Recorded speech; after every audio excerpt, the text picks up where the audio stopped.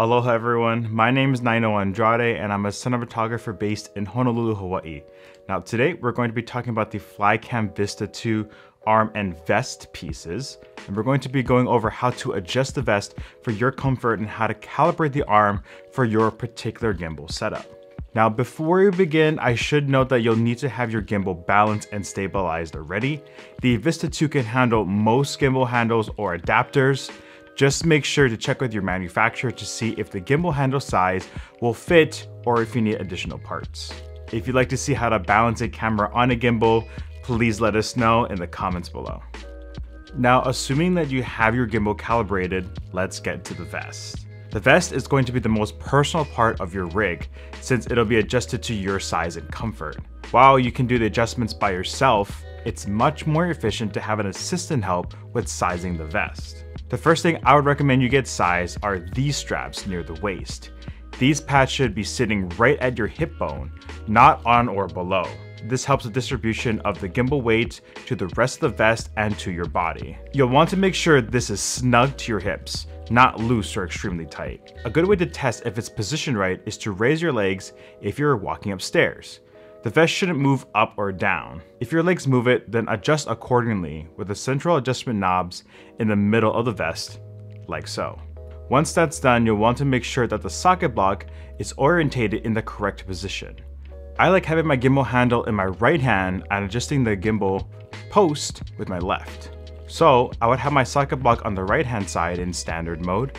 I keep my socket block low and then adjust its own height if I need to once I have the gimbal in my arm. The last thing to adjust would be these top straps. You want these shoulder straps to also sit snug on your body and not have them rub up against your neck, or else you'll be left with burns for over long periods of time. You can adjust the length of the strap by adjusting the buckle placement itself, moving it forward and backward on the shoulder piece. Having someone else help you with this will make the process much easier and make the fine-tuning adjustments more streamlined. Alright, now that the vest is good to go, let's talk about the arm. There's a 2-spring system in the kit that is meant for different weight capacities.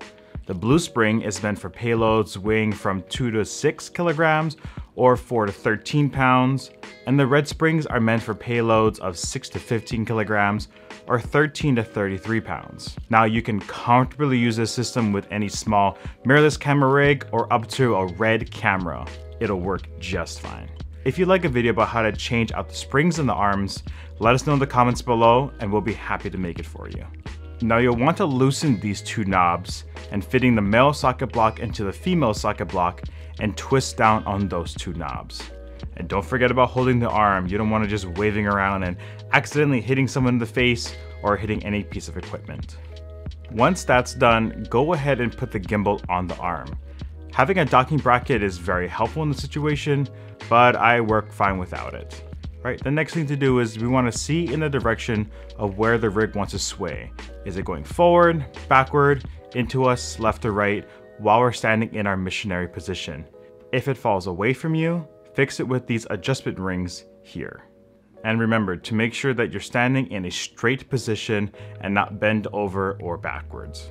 The key with getting the arms working together is to have them both booming up and down at the same time. One arm shouldn't be working more than the other. Both arms should be just above horizontal. You can adjust the gimbal while it's on the arm, but I highly recommend taking it off. If you feel a lot of stress in your lower back, then you might need to figure out where all that stress is coming from. Maybe it's from the support of the vest, the position of the socket block, or the arm itself. Maybe it's calibrated differently. Steadicams like these will definitely take some time getting used to, so don't feel intimidated if it doesn't work out on the first time around. I remember the first time when I operated this system and I just didn't work. But over time and with more practice and more experience, I got it done well enough where I can use it on sets for long periods of time.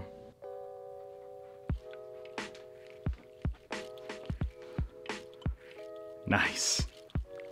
Alright guys, and that's how to adjust the Flycam Vista-II arm and the vest for yourself.